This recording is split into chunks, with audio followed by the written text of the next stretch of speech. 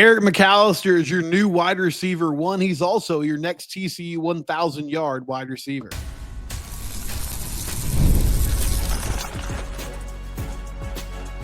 You are Locked On Horned Frogs, your daily podcast on the TCU Horned Frogs. Part of the Locked On Podcast Network, your team every day. Locked On Horned Frogs, your team every day. I'm your host, Steven Simcox. I've been covering TCU athletics for the past 12 years. We're brought to you today by FanDuel. You win your first $5 bet, get $250 in bonus bets. NBA playoffs coming up. I'll tell you about FanDuel later on in the show. We'll also talk about TCU baseball falling to DBU, TCU men's basketball possibly reuniting with a former target in the transfer portal. 4-star wide receiver Brock Boyd from South Lake Carroll up in the Metroplex was committed to TCU. He decommitted and committed to Ohio State today. Or you're listening to this on Thursday. He decommitted on Wednesday. But we start with TCU football with bold predictions. Eric McAlister is going to go over 1,000 yards this upcoming season. I'm doing a series the rest of this week. Spring camp wraps up on Friday. We are almost at the end of spring practice, folks. We are about to hit that long stretch where it's recruiting and a lot of kind of looking forward to fall camp. But to end this week, I want to do a series about bold predictions for the TCU football season. Yesterday, I talked about getting more pressure on the quarterback. Andy Avalos, he's got the personnel to get over 30 sacks this season. Last year, they had 26. Eric McAlister is your lead wide receiver this year. He is wide receiver one on the outside. He is going over 1,000 yards. Last season, do you ever just sit around and think about how good the TCU wide receiver room was last year? Jack Besh, going to get drafted in a couple weeks. Savion Williams, going to get drafted in a couple weeks. J.P. Richardson had an outstanding season. In fact, let's run down the numbers while we're just sitting here. Jack Besh, 1,034 yards on 62 receptions, 9 touchdowns. J.P. Richardson, 733 yards on 57 receptions, 2 touchdowns. Savion Williams, 611 yards on 60 catches for 6 touchdowns. And that's not even talking about what Savion Williams did in the run game, which in some ways saved TCU's season, having him being someone who could come in that Wildcat quarterback formation and make plays. But your second leading receiver from a yardage standpoint was Eric McAlister last year. The Boise State transfer had 762 yards and 5 touchdowns. But here's the important part. Almost 20 yards per reception. Besh went over 1,000 yards. He did it on 62 receptions. Richardson went over 700 yards, did it on 57 receptions. McAlister had more yards than Richardson, and he did it on 39 receptions. Now, you might say to yourself, well, obviously, those two guys are very different in what they do. Yes, you're correct. J.P. Richardson is working in the slot. Eric's working on the outside. But my point is, this is a true take the top off the defense type of guy.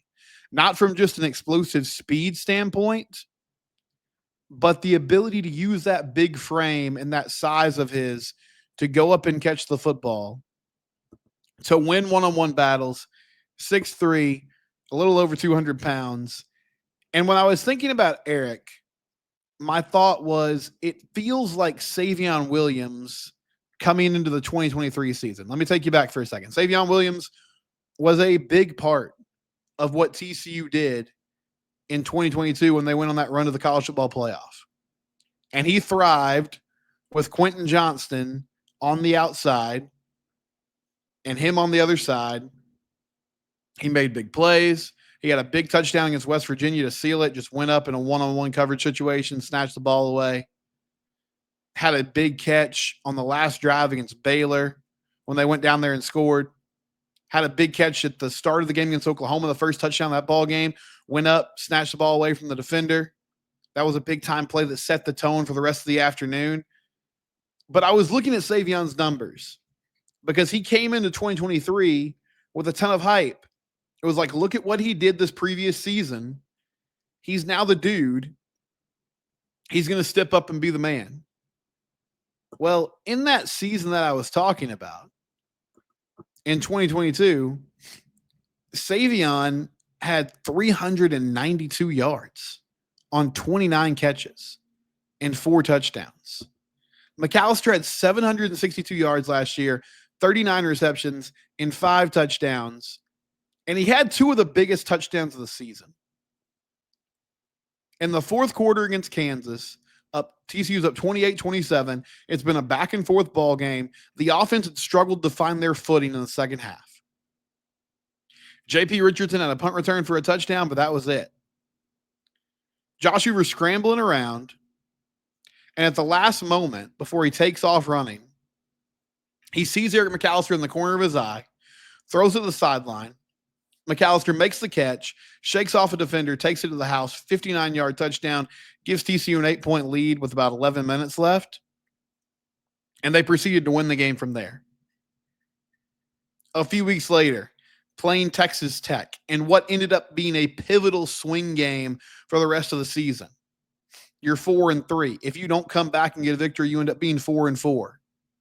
Josh Hoover throws McAlister a back shoulder fade. He catches it. He turns around. He takes it to the house. Touchdown. Gives TCU a 35-34 lead in that ball game with 5 minutes left in the fourth quarter. That was an 84-yard touchdown reception. Had big catches against Utah in a game where offense was hard to come by. Was really good in the bowl game. When he was in one-on-one situations, he made plays. And yes, there will be an adjustment this year stepping up and being wide receiver one because he wasn't that dude last season. But when they used him, he was really effective. However, he played that role at Boise State last year. Or not last year, but a couple seasons ago. Before he transferred into TCU, he was that dude. And he had over 800 yards receiving at Boise State in his last season there, and he didn't even play the full season. He got injured, and he decided at that point he was probably going to enter the transfer portal, ended up parting ways with the team. But he's had 2 seasons in a row where he really wasn't fully available for the entire year, and he was knocking on the door of 1,000 yards. So he's going to get there this season. He's the complete package at wide receiver. And as excited as I am about Jordan Dwyer and Joseph Manjack and Ed Small and Jordan Bailey, Major Everhart, Braylon James, I'm excited about all those guys. I think each and every one of them could be big-time names. But McAlister is going to be the dude. And honestly, the gravity that he pulls from defenses because of his talent, because of his ability, is going to make everybody else in that receiving core better. And I've said this a few times this offseason. You might get tired of it, but you need to hear me because it's the truth.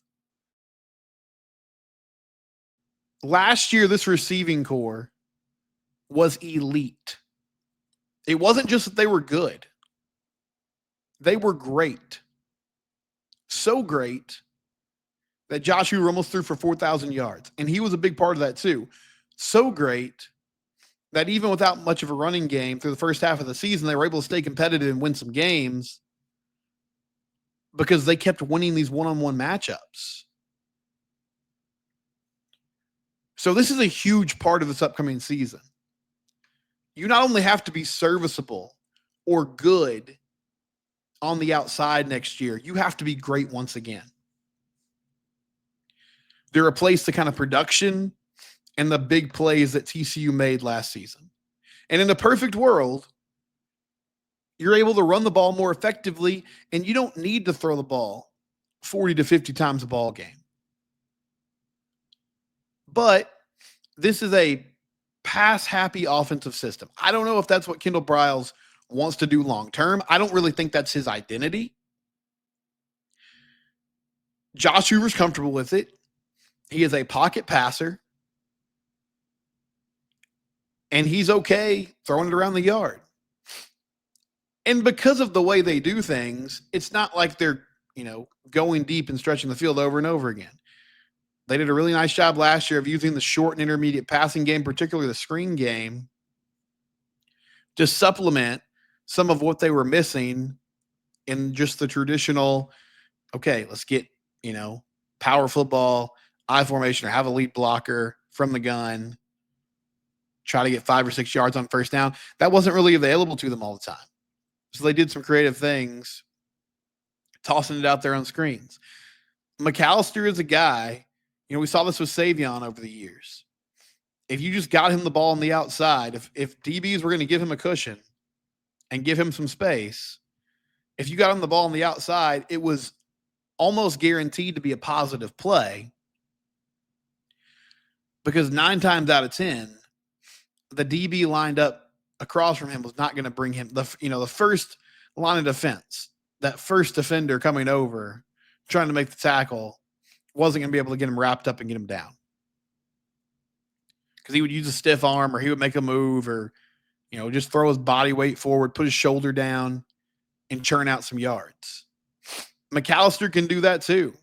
He is a guy that has shown an ability to get yards after the catch and make plays. He can also go down the field and win those one-on-one battles where you just throw a catchable football and you hope that your guy can go make it happen. He's a big-time talent, and he was a huge part of what they did last year. I think if you didn't have such a loaded group last season, you would have seen him featured even more. But this is the cool thing about when you get guys in the portal who have multiple years of eligibility.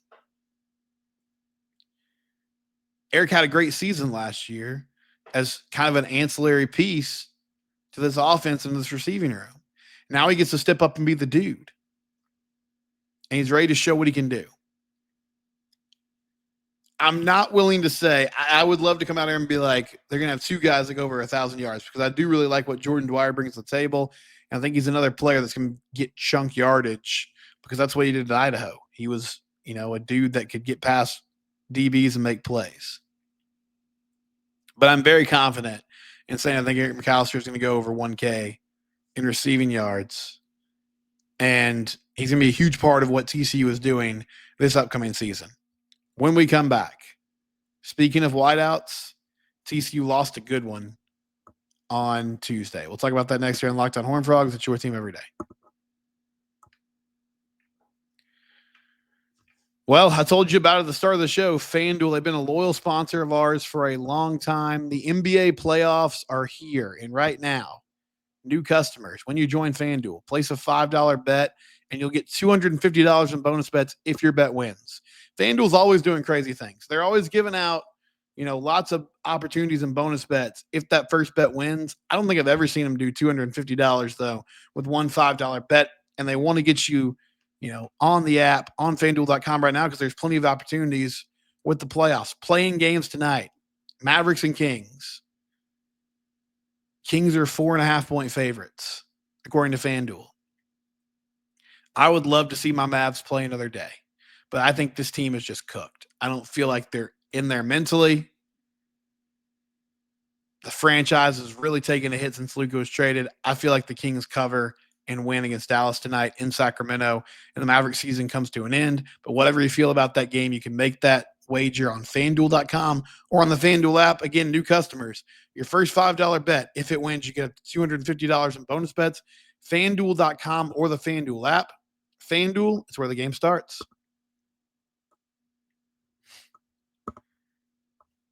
So the 2026 class for TCU has been a good one so far.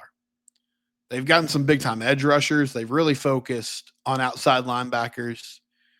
But the first name that came across as a commitment was Brock Boyd. And Brock Boyd, they got him committed to the Frogs when he was a sophomore. 2026 guy. Was a 3-star wide receiver at the time of his commitment. As a junior at South Lake Carroll, had over 1,000 yards receiving, was a huge part of what they do. He is now, according to 247 Sports, the composite ranking a 4-star talent. And a few weeks ago, he was tweeting about on social media getting some attention from Ohio State. Got an offer there.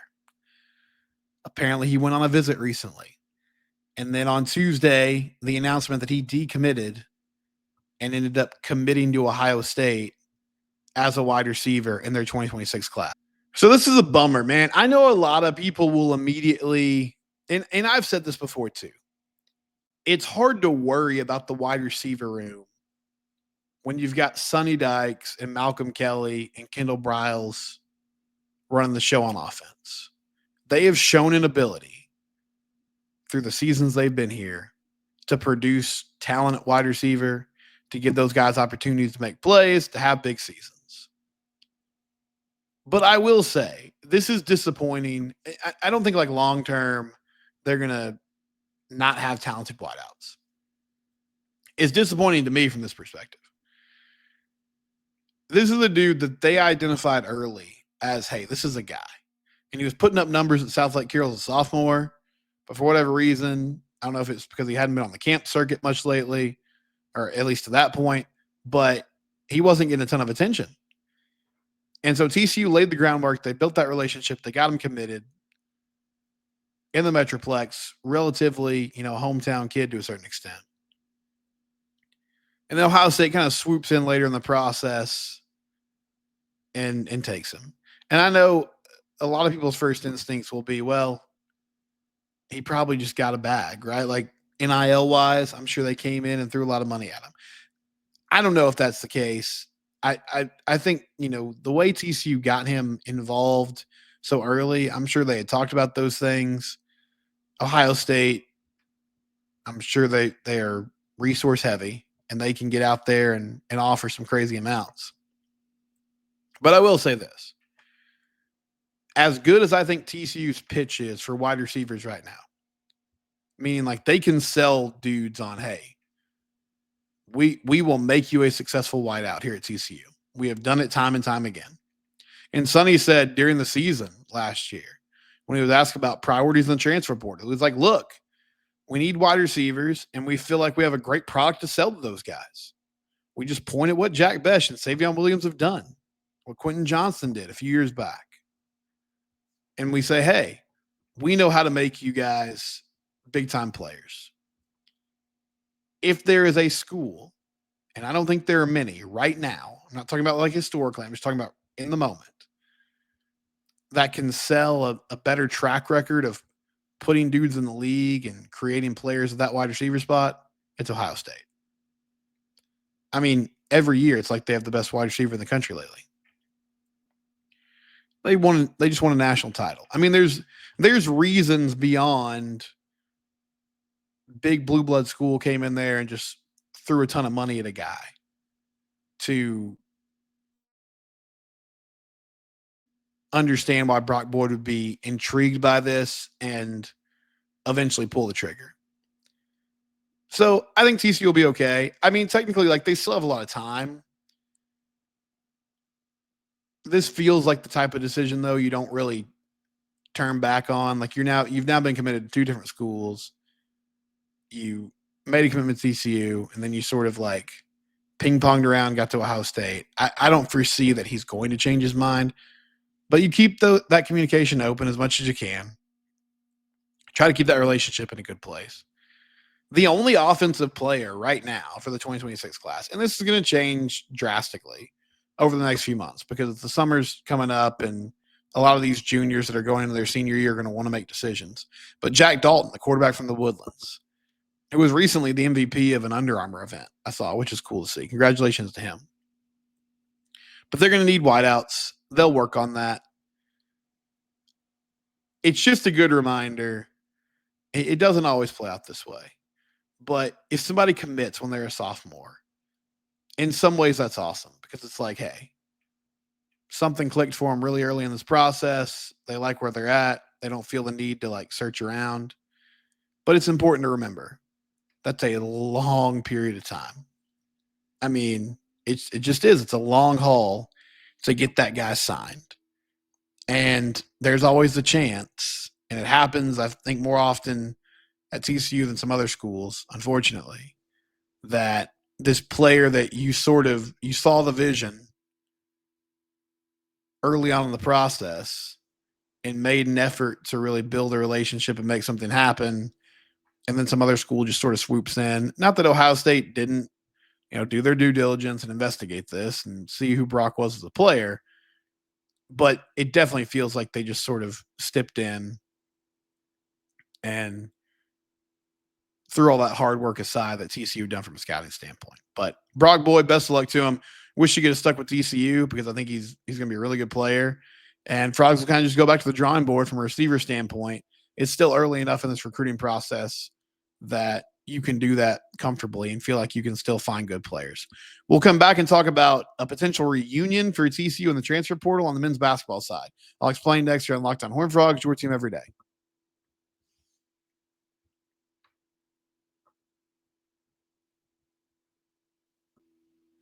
So TCU men's basketball trying to build this roster and fill it out after losing some guys to the transfer portal. A name that you might recognize if you've been following TCU basketball and their recruiting over the last few years, Adam Miller from Arizona State, who a couple of recruiting cycles ago, he was coming off a really good season at LSU. Adam's been around. He is kind of your prototypical journeyman college guy, Illinois, LSU, Arizona State. But he was coming off a good season at LSU where he averaged 11 points a game. And it felt like TCU was right there in the running to land him. And then sort of the last minute, he moves on to Arizona State. Well, he's back in the transfer portal. According to some reports, TCU has been communicating with him, and there's at least, some interest on their end. He averaged 10 points a game last year, 2 rebounds, 2 assists, shot 44% from the field, 42% from 3. The dude can fill it up. I mean, he can score. So they need shooters. They need dudes who can get their own shot and get their own bucket. Adam Miller fits that mold. I'm just wary of, I understand it's a business now, and maybe it's water under the bridge, and the coaching staff is like, well, hey, it didn't work out, but we understand how these things work, and you can't have personal feelings when it comes to acquiring talent. I just wonder where his head is coming off a couple of seasons at Arizona State, where from a numbers perspective, he was pretty successful. There wasn't a lot of winning involved in what they were doing. So we'll see how that plays out. A name that I hope TCU considers, they need a big man. Ernest Uday is gone. Josh Ojewuna from Baylor. Last season, 7 points and 6 rebounds a game, but he's 6'10", 6'11". He's a legit big man. Good athleticism. Had a season-ending injury in the Kansas game, had to have surgery. So you obviously have to investigate, okay, where is he from a health standpoint? But Josh O's a dude who can play, and I really like his potential as a player, coming up through the next few seasons. He's been at Baylor for 3 years, has played kind of sparingly, but got a lot of minutes last year before getting hurt. So that's a guy I would look at, because they need somebody who can step in and play good defense, can rebound. And Josh was known for that when he was down there in Waco. We'll see if there ends up being any mutual interest there. TCU baseball is a weekend series against UCF. They're playing Thursday, Friday, Saturday again because of the Easter weekend coming up. But they played a midweek game against DBU tonight, and they fell in 10 innings by a score of 6-5. Cohen Fieser walked in a run with the bases loaded and 2 outs in the top of the 10th inning. And Frogs put together a nice little rally in the bottom of the 10th. Cole Kramer had a single. Eaton reached on an infield single. So first and second, 2 outs for Anthony Silva, but Silva popped up and Frogs ended up losing. They had a 3-1 lead after a Noah Franco bomb in the 6th inning, and thought maybe they would cruise the victory a little bit, but bullpen sort of imploded on them in the 7th. They end up giving up a few runs. They fall behind 4-3 or 5-3 eventually. And then Jack Arthur with a huge pinch hit double tonight in the bottom of the 8th inning, tied up at 5. But unfortunately for TCU, just couldn't scrap together any runs in the 9th or the 10th to either walk it off in the 9th inning or to keep the game going in the 10th inning. So a tough loss. Trevor Baumler was good getting the start. He pitched well. It was just the bullpen tonight, not being able to shut the door and get the job done, and then a couple opportunities at the plate fall short. But big series coming up against UCF. TCU is suddenly right there with West Virginia for the conference lead. They don't play West Virginia this year, so they got to keep stacking up victories.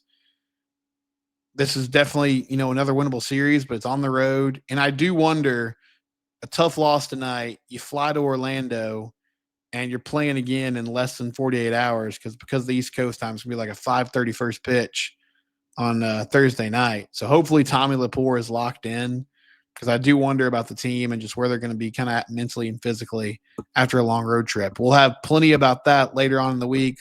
We'll also keep covering TCU football and basketball.